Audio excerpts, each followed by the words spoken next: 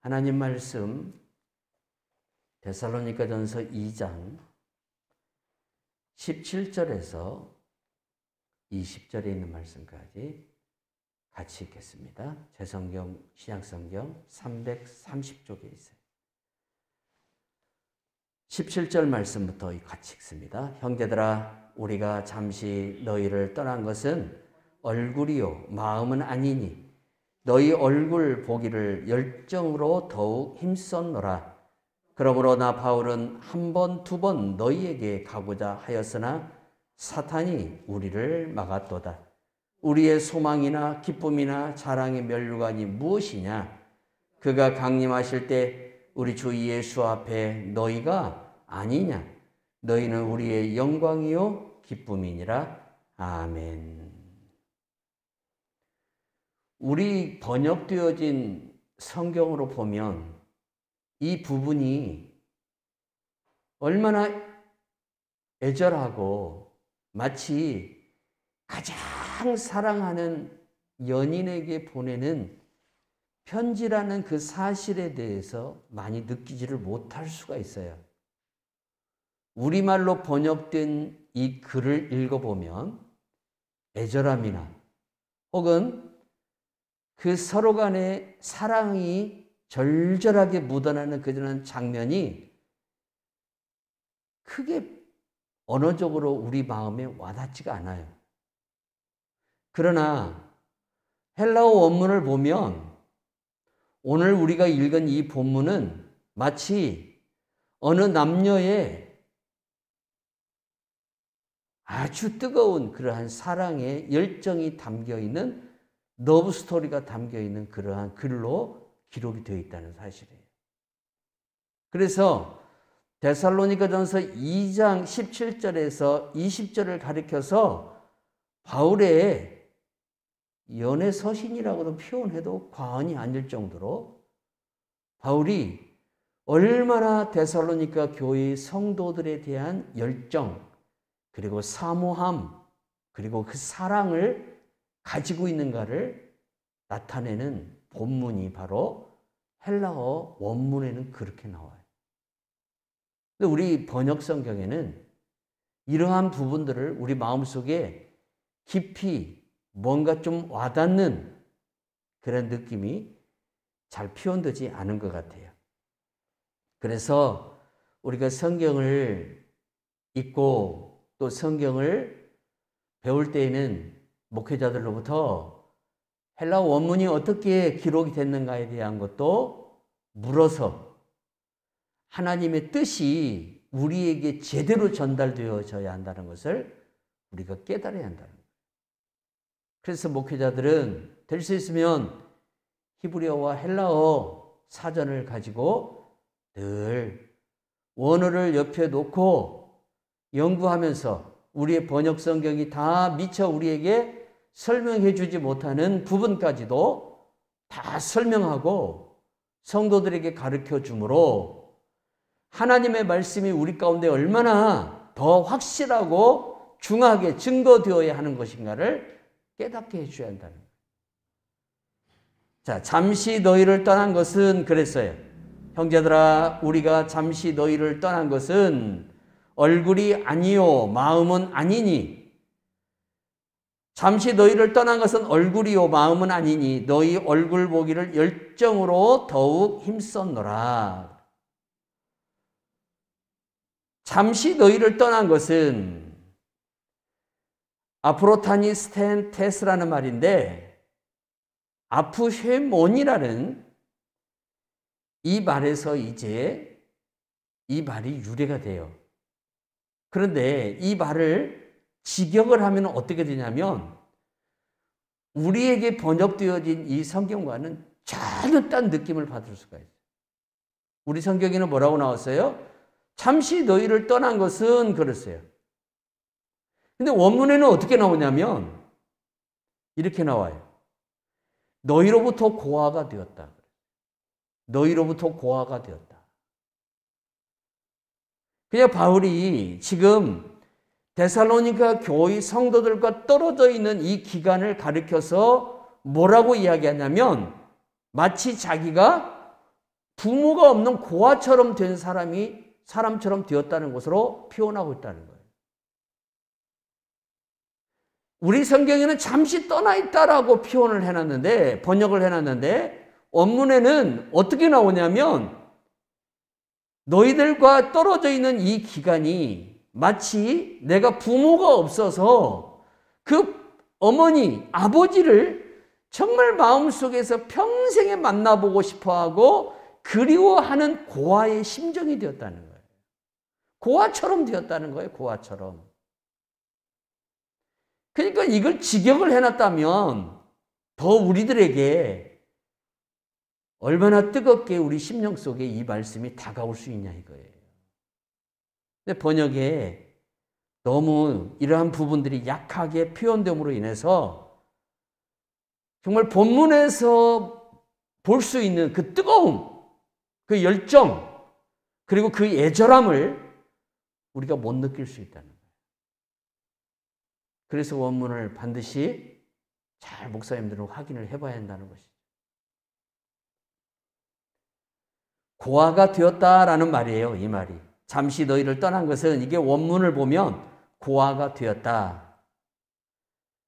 데살로니가 교인들과 떨어져 있는 시간을 마치 부모가 없는 아이가, 평생 부모 없이 자란 아이가 자기의 부모가 누구인가, 그리고 그 부모가 만약 살아있다면 반드시 한번 만나보고 싶다. 오늘 우리식으로 이야기한다면 아주 어린 나이에 길을 잃어버리거나 또 어떠한 사연으로 인해서 저 외국으로 입양을 나간 아이들이 성인이 되어서 이제 그 부모가 낳은 나라를 보고 싶어라 하고 또 그 나라에 가서 부모를 만나고 싶은 그 간절한 마음,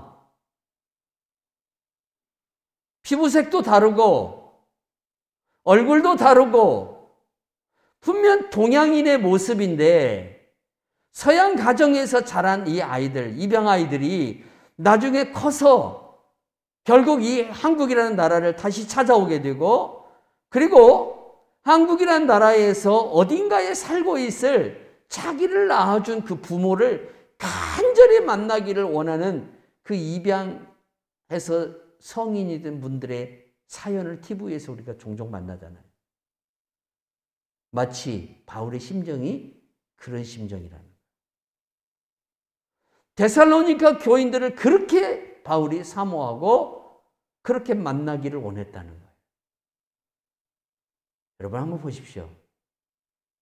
목사님들 중에 교인들을 이렇게 만나기를 원하는 교인이 몇 명이나 될까요? 하루라도 안 보면, 얼굴을 안 보면 정말 보고 싶은 그러한 교인. 주의 종들의 심령 속에서 하루라도 그 성도의 얼굴을 안 보면 정말 그 성도와 마치 떨어져 있는 시간이 부모가 없는 아이의 모습처럼, 고아의 모습처럼 되어 있는 그런 관계라면 정말 그 교인은 행복하지 않겠습니까? 이런 교인과 이런 목사가 정상적인데 왜 우리에게는 그런 것들이 갈수록 희박해져 가는지, 첫사랑이 왜 갈수록 식어져 가는지, 하나님을 열심히 섬겼던 지난날의 시간이 지금에 와서 모습과는 비교되지 않을 정도로 너무나 쇠약해져 있는, 너무나 소멸되어 있는 그러한 모습을 내가 지금 현재 가지고 살아가지 않은지. 전에는 수요 예배 1시간 못 나오는 것도 미안해서 목회자에게 문자라도 통보를 하는데, 목사님 오늘 예배 못 나게 해서 죄송합니다. 그랬던 그 순전한 신앙을 가진 분들이 이제는 아예 뭡니까? 주일 예배조차도 제대로 지키지 못하는 그러한 신앙생활을 내가 하고 있다면 과연 내 속에, 내 이 심령 속에 내 안에 계신 성령님이 얼마나 탄식하면서 얼마나 고통하면서 얼마나 나를 위해서 탄식하며 울고 있는가를 생각해 봐야 한다는 사실입니다. 정말 생각해 봐야 한다는 사실. 첫사랑을 지금도 끝까지 순전한 모습으로 지키고 살아갑니까? 아니면 내 첫사랑을 다 잃어버렸습니까? 예배드리는 형식만 남아있고 그저 예배 시간 1시간 참여하며 일주일 예배를 다 드린 것처럼 그렇게 생각하는 신앙인으로서 내가 살아가고 있지 않는지. 그렇게 예배를 드리면 하나님 앞에 그냥 천국에 바로 가는 걸로 그렇게 생각하고 있지 않는지. 내 자신을 돌아보는 귀한 시간이 오늘 이 시간이 되어야 될 줄로 믿습니다. 사랑이 식어지지가 않아요. 데살로니가 교인들과 바울의 이 관계 속에서 사랑이 식어지지를 않아요. 떨어져 있어요. 사람이 얼굴을 서로 못 보면 사랑이 식어질 수 있잖아요. 사람이 멀리 떨어져 있으면 관심이 줄어들어요. 시간이 갈수록 서로 소원해지는 거예요. 그런데 바울은 비록 멀리 떨어져 있어서 몸이 그들과 함께 할 수 없는 처지이지만 그럼에도 불구하고 바울은 데살로니가 교인들을 향한 그의 마음의 사랑과 그 열정이 식어지지를 않는다. 도리어 떨어져 있는 시간을 어떻게 여겼느냐? 마치 부모가 없는 자식처럼, 고아가 된 아이처럼 그렇게 자기 심정이 너무나 괴로웠다는 거예요. 너희들을 보지 못함으로 인해서, 너희들에게 나아가지 못함으로 인해서, 너희들을 만나지 못함으로 인해서 자기 심정이 어떻게 됐다는 거예요.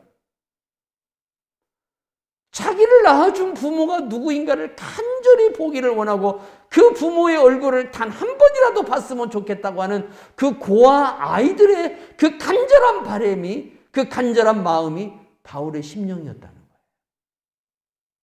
그게 바울의 마음이었다. 자, 그러면서 바울이 뭐라고 해요?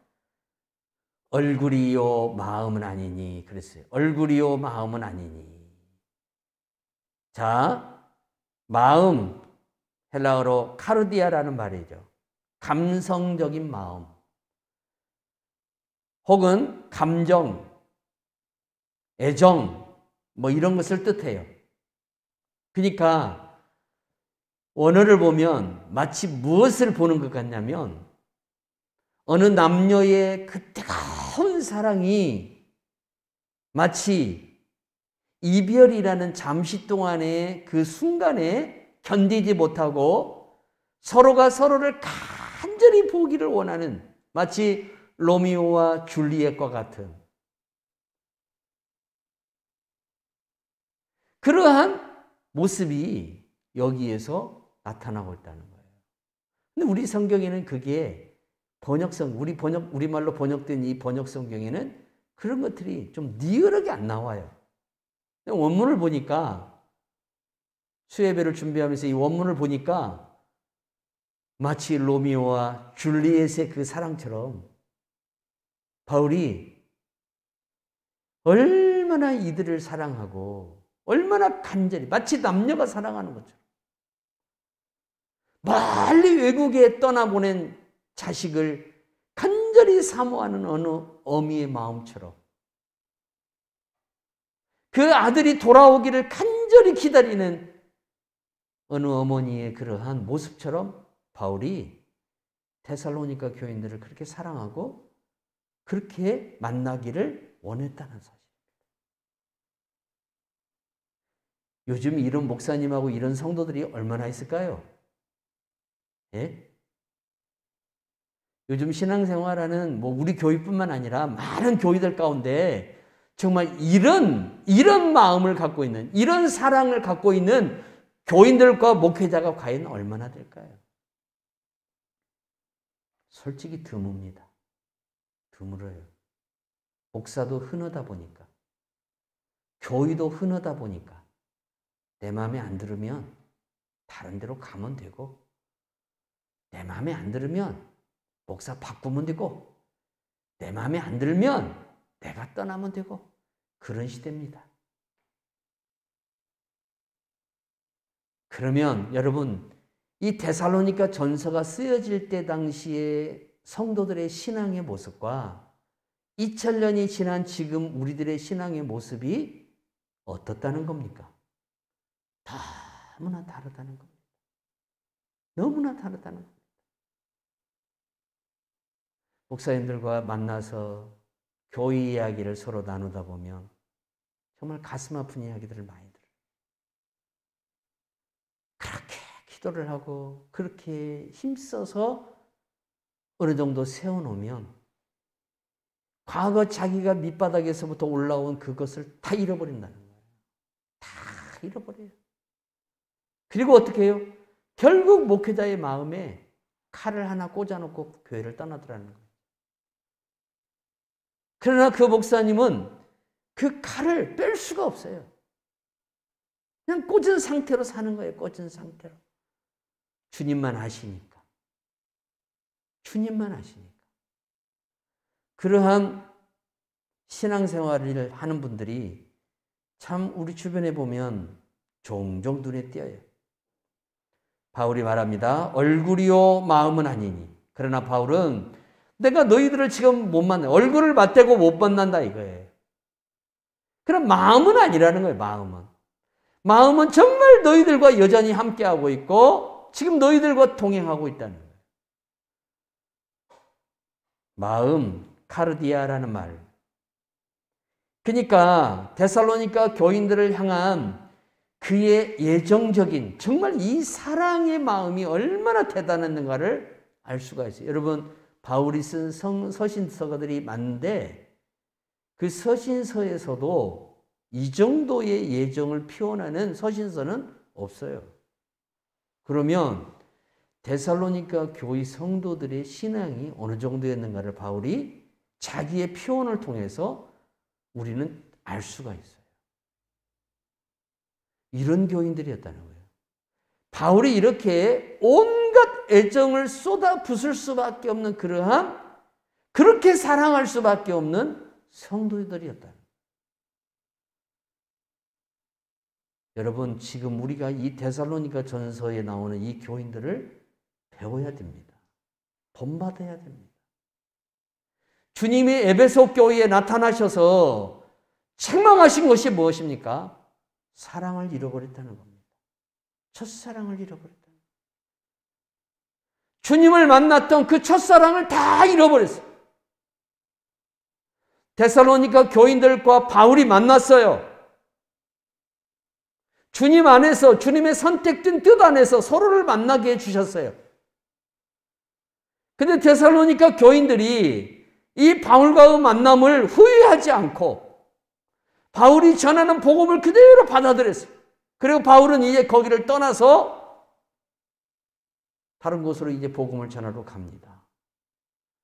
그래서 바울과 데살로니가 교인들이 떨어져 있을 수밖에 없어요.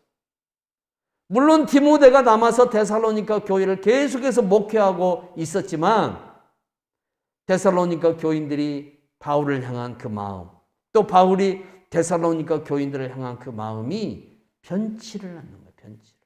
그래서 데살로니가 교회를 가리켜서 한마디로 표현하면 무슨 교회냐? 신실한 교회예요. 신실한 성도들. 끝까지 변함이 없는 성도들. 자기 환경이나 자기 이익이나 자기의 어떤 무엇인가를 얻기 위해서 하루아침에 변해버리는 갈라디아 교회와 같은 성도들이 아니라는 거예요. 갈라디아 교회는 뭡니까? 하루아침에 바꿔버려요. 하루아침에. 하루아침에 변해버려요. 하루아침에. 뭐 때문에? 자기들도 좀 높아져야 되겠다. 자기들도 좀 뭔가 이제는 저 예루살렘에서 신앙생활하고 있는 사람들과 동등한 위치가 돼야 되겠다. 그래서 그들이 주장하는 할례나 율법을 지키고 그들과 동등해져야 되겠다는 거예요. 바울이 가르쳤던 그렇게 열정을 쏟아부었던 복음을 하루아침에 뒤바꿔버립니다. 다 엎어버립니다. 자기 욕심, 자기 생각이 어제와 오늘을 다르게 만드는 성도가 되게 만듭니다. 그러나 데살로니가 교인들은 안 그랬습니다. 데살로니가 교인들에게도 그 유혹이 찾아왔어요. 데살로니가 교인들이라고 해서 예외가 아니에요. 똑같은 그런 시험이 찾아왔어요. 그러나 데살로니가 교인들은 지난 우리가 수요일 날에도 말씀을 나눴지만 바울이 전하는 복음을 사람의 말로 듣지 않고 하나님의 음성으로 들었어요. 이게 차이점이에요. 이게 차이점이에요. 목회자가 강단에서 설교를 할 때에 정말 하나님의 말씀을 온전히 준비해서 설교를 할 때에 그 말씀을 하나님의 말씀으로 듣냐 사람의 말로 듣느냐는 성도들 각자가 알아서 해야 될 일이에요. 저는 하나님의 뜻대로 준비할 만큼 그러려고 하고 정말 말씀을 사모하고 베르야 교회 성도들처럼 그 말씀이 하나님이 종들이 전하는 이 말씀이 정말 그런가 하여서 그 말씀을 적용해보고 그 말씀을 심지어는 시험까지 해보는 그런 모습이 나타나야 한다는 그런 모습. 근데 말씀이 너무 많이 전해주는지 아니면 자기네들의 귀에 흡족하지 못해서 그런지 말씀에 대한 열정이 여러분 똑같이 영상을 준비하고 녹음을 해서 보내줘도 타교인들이 듣는 느낌하고 우리 교인들이 반응하는 모습하고 너무나 틀리더라고요. 하루라도 제가 녹음한 것을 안 보내면 타교인들은 왜 목사님 안 보내주십니까? 빨리 보내주십시오. 그래요. 근데 우리 교인 중에는 그런 사람이 단 한 사람도 없었다는 거죠. 얼굴이요 마음은 아니니 마음은 바울의 심령을 그대로 반영하고 있는 말씀이에요. 열렬히 갈망하다는 뜻입니다. 열렬히 너희들을 지금 만나기 너희들을 사모하는 마음이 내 안에 열렬하다는 거예요. 내 안에 충만하다는 거예요. 내 안에 넘쳐난다는 거예요. 어떻게 목회자와 성도가 이런 모습을 가질 수 있을까요? 목회자에게 가장 행복은 뭐냐면 데살로니가 교인들과 같은 성도를 만나는 겁니다. 이런 성도를 만나는 겁니다.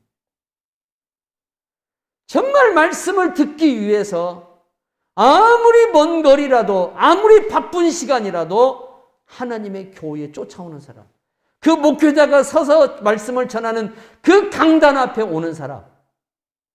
저는 조윤기 목사님의 설교를 듣기 위해서 전북 고창에서 매주일 서울 올라가는 사람을 봤어요. 대단하더라고요. 야, 저 사람은 제대로 미쳤네. 제가 웃으면서 그랬어요. 어떤 사람들은 비판할 수도 있는데 저는 비판하지 않았어요. 왜? 저만한 열정이 있어야 은혜도 받는 거예요. 저만한 열정이 있어요.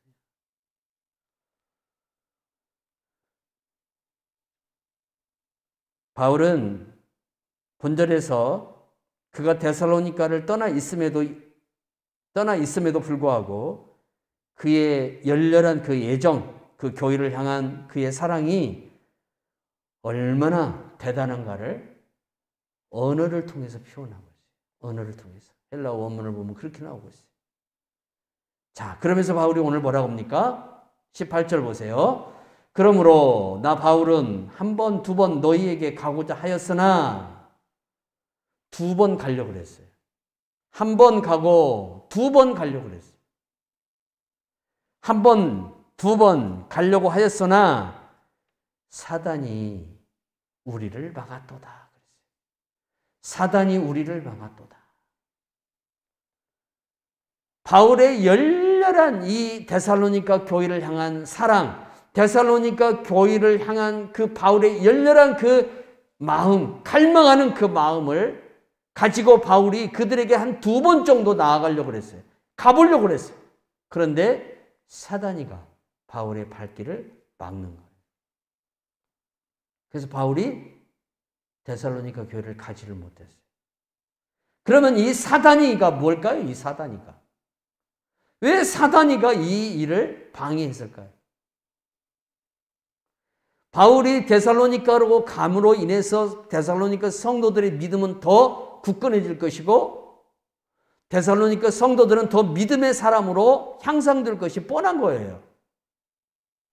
두 번째는 바울이 데살로니가로 감으로 인해서 한두 번 나아감으로 인해서 그 교인들의 그 사랑뿐만 아니라 교인들의 열정, 바울의 설교를 듣고 싶어라 하는, 바울로부터 복음을 듣고 싶어라 하는 그 열정이 강하게 그들의 마음을 사로잡고 있었기 때문에 바울과 데살로니가 교인들이 만나면 하나님의 복음이 폭발적으로 역사되는 거예요. 폭발적으로. 왜? 상호가 원하기 때문에. 하나는 간절히 전하기를 원하고 하나는 간절히 듣기를 원하기 때문에 둘이 만나면 어떻게 됩니까? 폭발적인 복음의 역사가 일어나는. 사단이가 이걸 막는 거죠. 사단이는 이걸 알아요. 그렇게 되면 자신이 골치 아파진다는 걸 알아요. 그래서 어떤 방법을 통해서 막는 거예요. 못 가게, 못 만나게 막는 거예요. 그런데 그렇다고 해서 하나님의 역사가 안 일어납니까? 일어납니다. 왜 그럴까요? 하나님이 사단에게 여러분 뭐 밀리는 존재입니까? 하나님은 그의 지혜와 능력을 누구도 따라갈 수 없습니다. 사단이가 아무리 영악해도 하나님의 지혜를 따라갈 수 없고 하나님의 능력을 넘어설 수가 없습니다. 비록 사단의 방해로 바울과 데살로니가 교회 성도들이 만나지 못할지라도 하나님은 데살로니가 교인들에게 바울을 통해서만이 아니라 바울의 아들과 같은 디모데를 통해서 더 그들의 믿음을 굳건히 세워나가는 역사를 일으키셨다는 거예요. 하나님은 일하시는 방법이 참 여러 가지예요. 바울이 왜 데살로니가로 못 나가게 되었는가에 대한 것은 세 가지 것으로 측면할 수가 있어요. 첫째는 사단의 방해 때문이라는데 이 사단의 방해가 뭐냐는 것이죠. 첫째는 사단이가 유대인들을 충돌해서 바울로 하여금 데살로니가에 들어가지 못하도록 방해했다고 추정할 수 있어요. 두 번째는 바울이 사도행전 16장 6절에서 10절의 말씀을 통해서 그가 마게도냐로 어떻게 갔는가에 대해서 말하죠. 마게도냐로 어떻게 갔는가? 그걸 말해요. 그런데 이 마게도냐로 가기 전에도 바울이 아시아로 가려고 했지만 성령께서 허락을 하지를 않았어요. 그리고 마게도냐로 건너가서 빌립보라는 그 첫 성에서 도시에서 복음을 전할 때 사단의 도전이 있었어요. 저 많은 귀신 들린 여자를 고쳐줌으로 인해서 그로 인해서 얻어지는 그 여자로 인해서 얻어지는 수입이 끊어진 쉽게 말하면 조폭들이 바울을 잡아서 때리고 관료들에게 넘겨서 감옥에 가둬버리죠. 이런 웃지 못할 이야기가 펼쳐집니다. 이러한 모습을 통해서 우리가 뭘 할 수 있습니까? 사단이가 그런 식으로 또 방해를 할 수 있다는 거예요. 사단이가. 그러나 그렇다고 해서 사단이가 그렇게 방해를 한다고 해서 어떤 사람 하나 붙들고 그 사람을 통해서 교회를 방해하고 하나님의 복음을 방해하는 일을 한다고 해서 가룟 유다 한 사람 잡아가지고 예수를 십자가에 죽이게 만들고 예수를 팔아먹게 만든다고 해서 하나님의 역사가 멈추고 하나님의 능력이 나타나지 않습니까? 하나님은 가룟 유다의 행하는 일을 통해서 도리어 뭘 하셨습니까? 예수 그리스도께서 구원의 율법을 완성하도록 만들어 놔버렸습니다. 이 지혜를 누가 따라갑니까? 바울에게는 눈병이 있었습니다. 마침 데살로니가 교인들에게 나아가려고 하는데 사단이가 바울의 이 눈병을 아주 때를 맞춰서 괴롭게 함으로 인해 갖고 바울이 그 질병 때문에 데살로니가로 못 갈 수도 있었습니다. 그러나 사단이가 그렇게 방해를 해서 바울이 데살로니가로 못 갔을지라도 데살로니가 교인들은 흔들리지가 않습니다. 왜 그럴까요? 하나님이 붙들어주기 때문에. 하나님이 붙들어주기 때문에. 이거예요, 여러분. 내가 내 자녀들의 뒤를 쫓아다니면서 날마다 지켜줄 수가 없어요. 그러나 우리가 염려하지 않는 것은 하나님께서 그들과 24시간, 하나님께서 그들과 어떻게 해요? 365일 같이 동행함으로 인해서 붙들어 주기 때문에, 하나님이 함께 하시기 때문에. 그래서 우리가 염려할 필요가 없는 거예요. 바울은 자신이 세운 계획들이 사단의 방해로 차지를 받았지만 그렇다고 해서 그의 계획이 이루어지지 않는 게 아니에요. 왜? 디모데가 있었거든요. 디모데를 남겨뒀거든요. 그리고 디모데가 바울 일행과 계속해서 교류를 하고 있었거든요. 그렇기 때문에 하나님은 바울의 심령을 디모데에게 실어서 디모데로 하여금 데살로니가 교인들에게 바울의 그 복음과 마음을 그대로 가서 전해주도록 만들었고, 디모데를 통해서 그들이 위로를 받고 또한 믿음으로 더 굳건히 서도록 만들어 주셨다는 거예요. 19절 보세요. 우리의 소망이나 기쁨이나 자랑의 면류관이 무엇이냐? 소망이라 함은 데살로니가 교인들에게 싹든 신앙이 성숙하게 자랄 것을 기대하는 마음에서 표현하는 단어예요. 자, 여기서 바울이 소망이라고 했어요. 데살로니가 교인들이 뭐예요? 자신의 소망이에요. 무슨 소망이에요? 이 사람들이 복음을 받고 자람으로 인해서, 복음을 받고 믿음으로 자람으로 인해서 바울은 이들이 나중에 자라서 영적인 위대한 거목이 될 수 있다는 것을 말씀하고 있는 거예요. 그날이 오기를 기다리는 거예요. 그날이. 데살로니가 교인들을 통해서 전 세계가 복음화되어지고 데살로니가 교인들을 통해서 정말 하나님의 나라가 완성되어지는 그 소망을 바울이 자기 심령 속에 갖고 있었다는 거예요. 얼마나 대단합니까, 여러분? 그 소망이 이루어집니다. 그래서 바울이 고린도 교회에서 실천하려고 했던 믿음, 소망, 사랑이 공교롭게도 고린도 교회에서 실천되는 게 아니라 데살로니가 교회에서 실천됩니다. 두 번째 바울이 데살로니가 교인들에게 가지고 있는 게 뭡니까? 우리의 소망이나 기쁨이나 그랬어요. 두 번째로 기쁨이나 그랬어요. 이 기쁨은 데살로니가 성도들의 믿음의 진정성이에요. 바울이 데살로니가 성도들만 보면 기뻤어요. 왜 그러냐면 이 사람들의 믿음이 순전해요. 진정성이 있어요. 진정성. 그리고 그 믿음이 자꾸 자라나요. 목사에게 최고의 기쁨은 뭐냐면 성도들이 말씀을 듣고 그 말씀을 받고 신앙이 자라나는 거예요. 신앙이. 믿음이 자라나는 거예요. 믿음이 자라나는 거. 내 믿음이 자라나다가 멈춰 있는지, 내 믿음이 뒤로 지금 물러나 있는지, 침륜에 빠져 있는지. 하나님이 기뻐하지 않는 사람들은 어떤 사람이라고 그랬어요? 믿음이 뒤로 물러난 사람들이라고 그랬어요. 히브리서에서 분명히 말씀하고 있어요. 히브리서. 명심해야 돼요. 믿음은 자라나도록 되어 있지 물러나도록 되어 있는 게 아니에요. 믿음은 자라나도록 되어 있어요. 데살로니가 교인들의 믿음은 바울에게 기쁨을 줬어요. 자라나는 거예요. 디모데를 통해서 이야기를 들을 때마다 느끼는 게 뭐예요? 믿음이 어제하고 오늘 또 틀리다. 또 틀리다. 모든 것을 뭘로 하냐? 믿음으로 하는 거예요. 믿음으로. 그래서 우리가 뭘로 살아야 돼요? 오직 의인은 믿음으로 말미암아 살리라. 바울이 핵심적으로 주장하는 게 뭡니까? 바울 복음을 한마디로 정의한다면 의인은 오직 믿음으로 살리라. 이게 종교개혁의 하나의 가다란 핵심 주제였어요.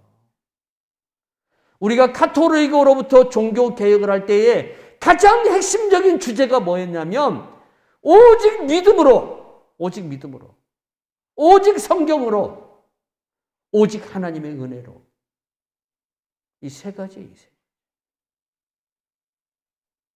오직 믿음으로 우리가 살아가는 거예요. 하나님이 우리를 뭘 보고 기뻐하셔요? 우리 믿음 보고 기뻐하셔요.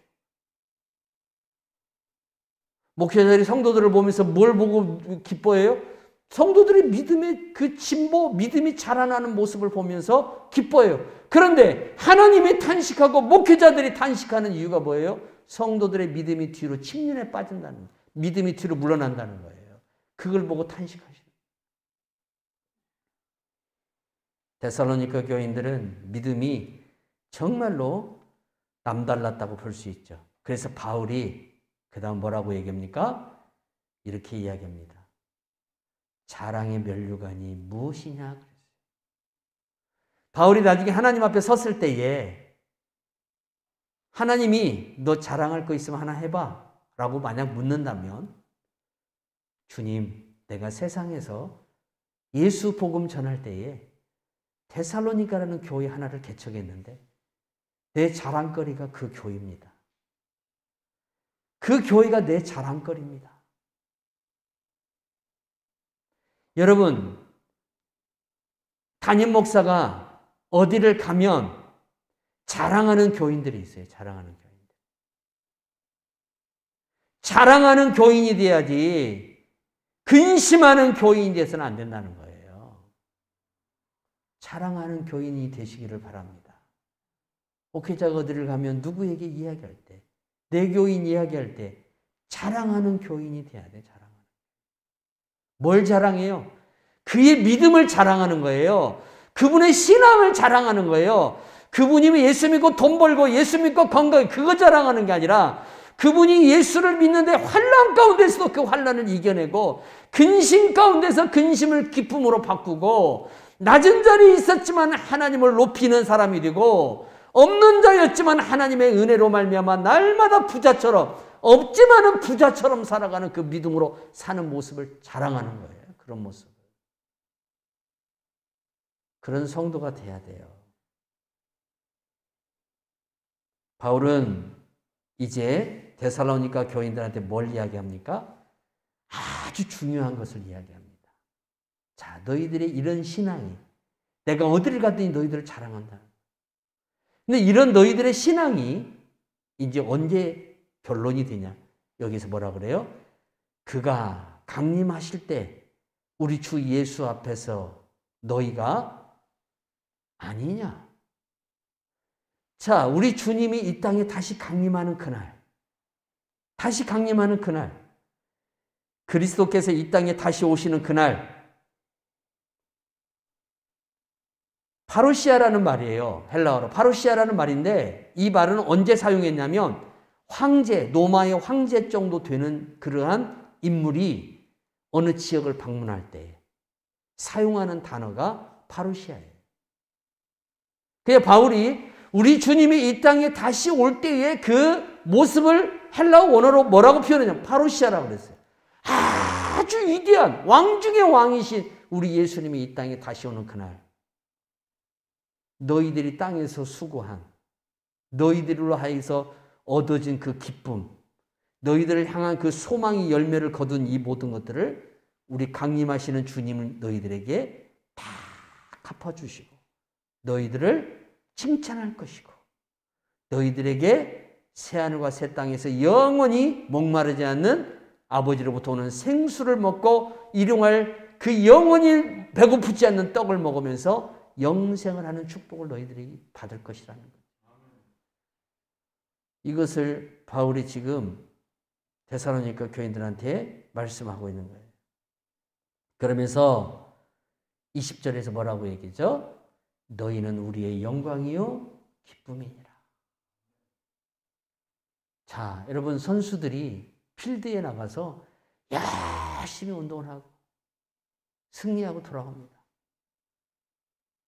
제일로 좋아하는 사람이 누굴까요? 선수 본인들도 본인들이지만 감독입니다. 감독. 감독이 그렇게 기뻐할 수가 없습니다. 그렇게 즐거워합니다. 자기는 필드에 나가서 뛰지를 못합니다. 감독은. 밖에서 작전을 하고 지시를 하고 그런 일을 할 수 있어도 필드에서 뛰는 일은 성도들이 합니다. 선수들이 합니다.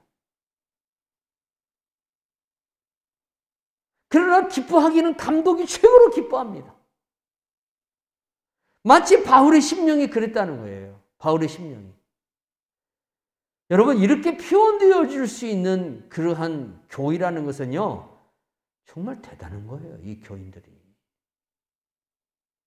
그래서 목회자가 세우고 싶어 하는 교회가 바로 이 데살로니가 교회. 이 땅에서 개척을 하면서 교회를 세워가는 목회자들이 단 하나의 교회처럼 되고 싶은 교회가 있다면 어떤 교회냐고 묻는다면 데살로니가 교회예요. 이런 교회, 이런 성도들을 만들고 싶다는 거예요. 너희는 우리의 영광이요 기쁨이니라. 정말 대단한 말이죠. 근데 우리 성경에 안 나오는 말씀이 있어요. 오늘 또 제가 원문을 쭉 대조해 보니까 가르라는 말이 나와요. 가르. 헬라어로. 참으로라는 말이에요. 참으로. 근데 우리 성경에 이게 빠졌어요.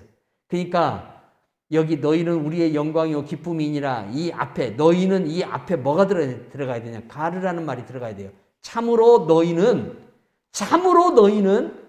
우리의 영광이요 기쁨이니라. 이렇게 번역이 돼야 돼요. 우리 성경에. 근데 참으로가 빠졌어. 그러니까 바울이 여기에서 뭔 이야기를 지금 하고 있냐면 참으로라는 이 단어를 씀으로 인해서 자기가 지금 표현하는 이 말이 립서비스가 아니라 너희들을 단지 칭찬해 주기 위해서 해주는 소리가 아니라 진정으로 너희들을 평가해 볼 때 사도로서 이 교회 성도들을 평가해 볼 때에 이 사람들은 마땅히 하나님 앞에서 예수 그리스도 앞에서 그리스도의 강림의 그날에 하나님 앞에서 자랑이 되고 기쁨이 될 수밖에 없는 성도들이라는 거예요. 얼마나 대단한 사람들이냐 이 사람.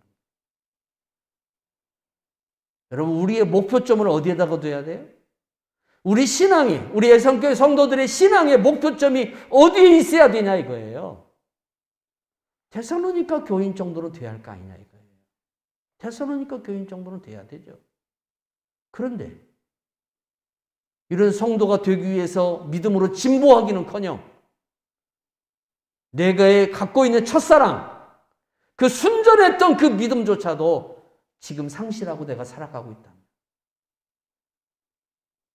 수요 예배 1시간을 못 지키는 것도 애달퍼했고 괴로워했던 사람이 이제는 주일 예배도 온전히 지키지 못하는 그리고 주님 앞에 나와서 기도하는 그 발걸음조차도 끊어버리는 그리고 거기에 대해서 아무런 감각이 없는 그런 우리의 모습이 혹시라도 되어 있지 않는지 우리 자신들을 심하게 여러분 한번 살펴보는 성도들이 되어야 될 줄로 믿습니다.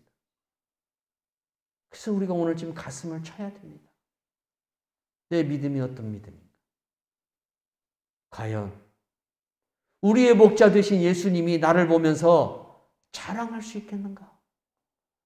우리의 목자 되신 우리 예수님이 정말 나를 보면서 기뻐할 수 있단 말인가? 이걸 우리가 돌이켜보고 반성하는 귀한 예배 시간이 되기를 주 예수의 이름으로 축원합니다. 하나님 아버지 감사합니다.